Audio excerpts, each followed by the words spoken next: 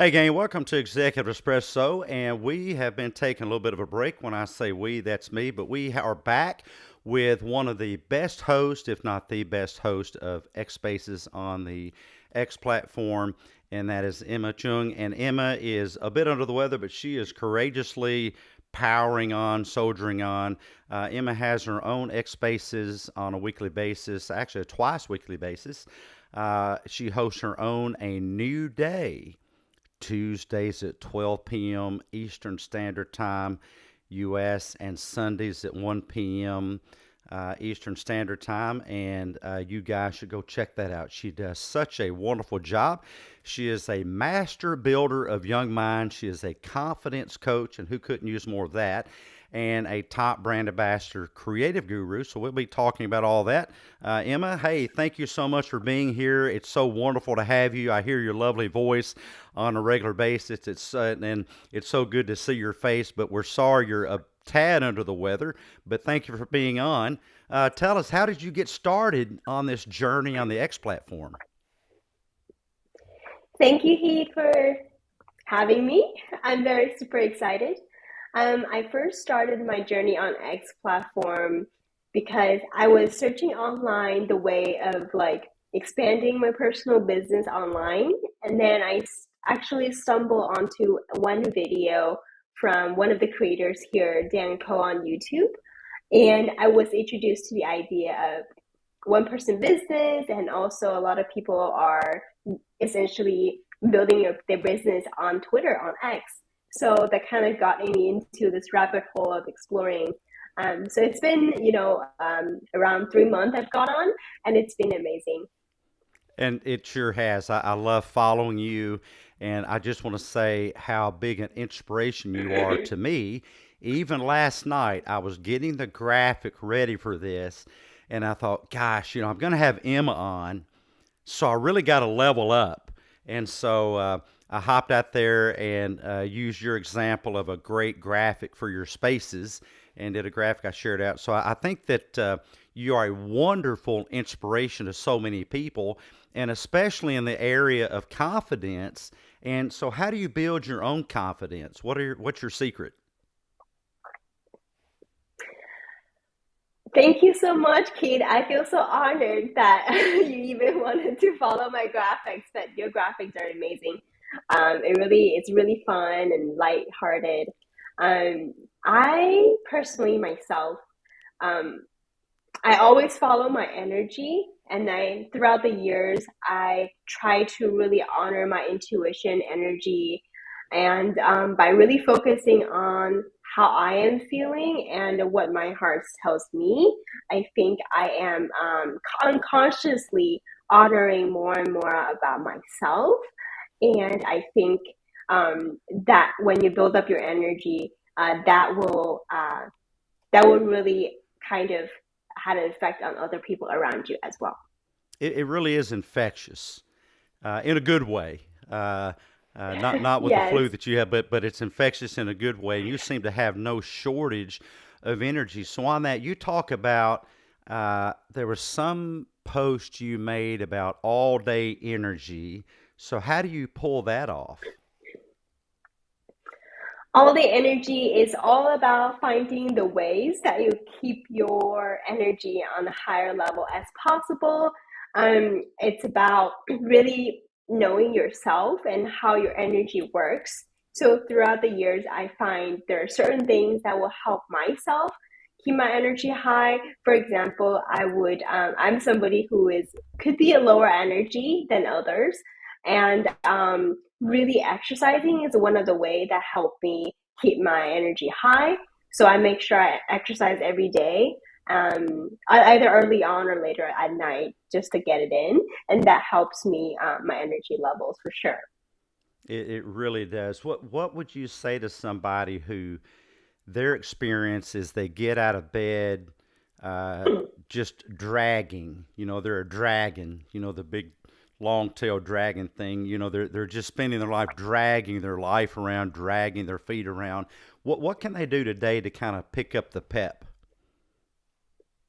Yes, I think I have a good advice to offer because I am actually a natural night owl.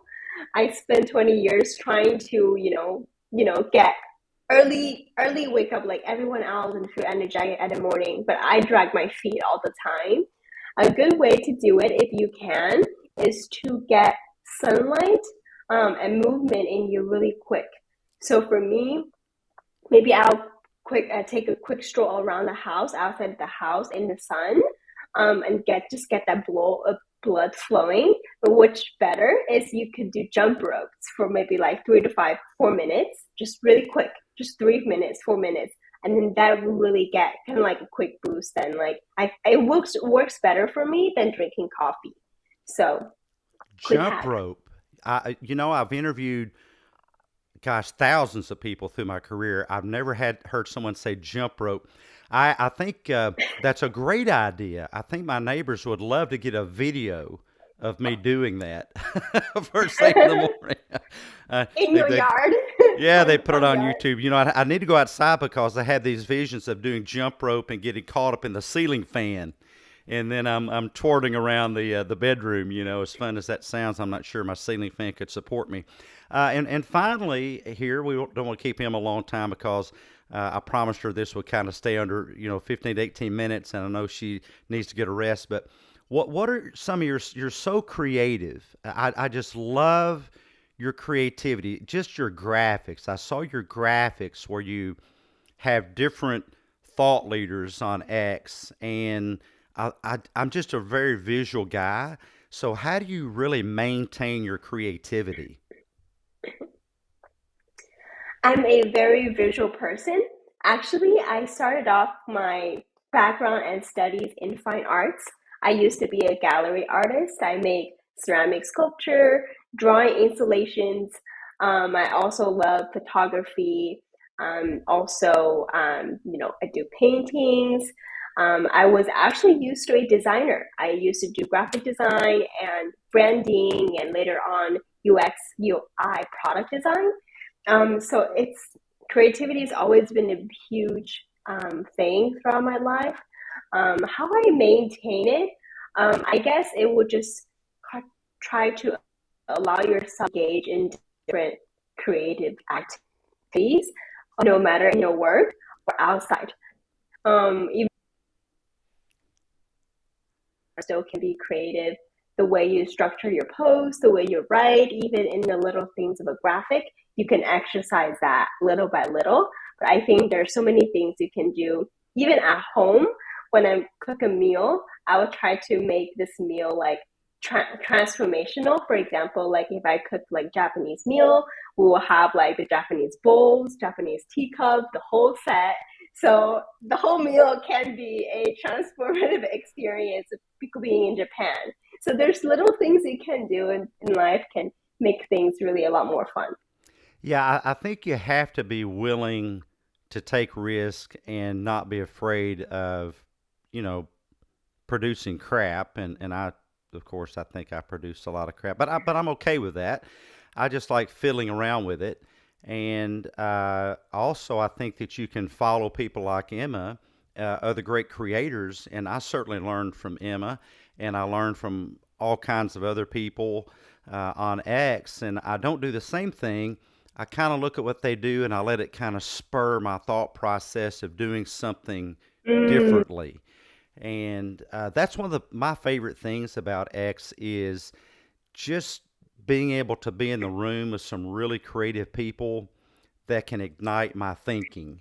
And that's what your post did last night. I was actually scrolling through your timeline, and I mm, thought, wow, this is some really mm. good stuff. And so you guys do that, scroll through people's timelines, and you can develop that creative Mm. mindset. Well, we have a little quick triple shot thing that I always do. But what's your own top mental struggle? My top mental struggle at this moment, I think it would be imposter syndrome. I don't know if it's a mental struggle, but um, I don't realize that I have it, but sometimes I can see that I slow down my own progress by overthinking too much about the future and the outcome, and that would is it kind of hinder your movement a little bit. And I haven't really fully kind of thought this through yet, but something similar about overthinking about the outcome or fixating too much about the outcome, which kind of hinders your current state of mind and you're moving forward. Gosh, we should do a whole X basis on that. Because Yeah. ultimately, overthinking is always underthinking. When you're hyper focused on this, I'll try to get in the center of the screen, then you're missing Yes. everything else on the periphery. So ultimately, overthinking is really underthinking about all the other things and all your other attributes. Well, what's your current best mindset hack? Your best mindset hack, your first go to when you get bogged down in any type of sabotaging thinking. Just look in the mirror and then just tell myself, you're the best. That's Well, and you just know, keep saying. sometimes that's hard to believe. I mean, I know, I think if I look like you, it'd be easier to believe, but when you look like me, it's kind of harder to believe looking in the mirror. And so, No. I think it's good to, that's great. I think that we should think that. And I tell people often, you're here because you fit in spaces that I never could, and you fit in spaces that even Emma never could, and it can make a difference in the life of people that even Emma or I could never touch. So don't undersell yourself. What's your top Yeah. why? What is your top why that keeps you moving forward? I have a couple of different elements if I can kind of thread them together, if you don't mind, Heath. So I have an external why and I have a kind of like personal why. So my personal why right now, what I'm being on X, is my attempt to kind of, I'm in my 20s, so I am trying to find my footings in the world to kind of find my calling. And I have a lot of big dreams and also trying to build a lifestyle that would achieve my personal freedom, but also help build a lifestyle that I can have the freedom to support my kids later on in life. So that's kind of like a personal, selfish why. And my external why, there are some core things that I deeply believe in. First one is I believe that everybody is um, deserve to find their own calling and deserve to um, develop a life's work that will help the humanity to help themselves to achieve the best life possible.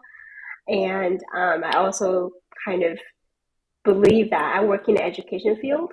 All the kids needs to deserve to have education through self-learning, through a education that really helps them achieve excellence on whatever form it may be and help them achieve personal freedom.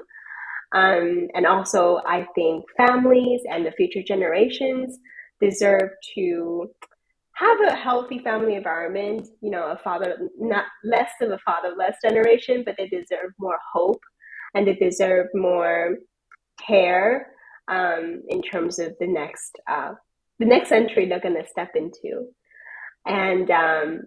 And lastly, I think that everybody is on their own path, and art and creativity is well deserved in the world. So more people should step into their creative mind and embrace that, and to give us a better world. So all of my things that I'm doing here are kind of circle around these things that I believe in.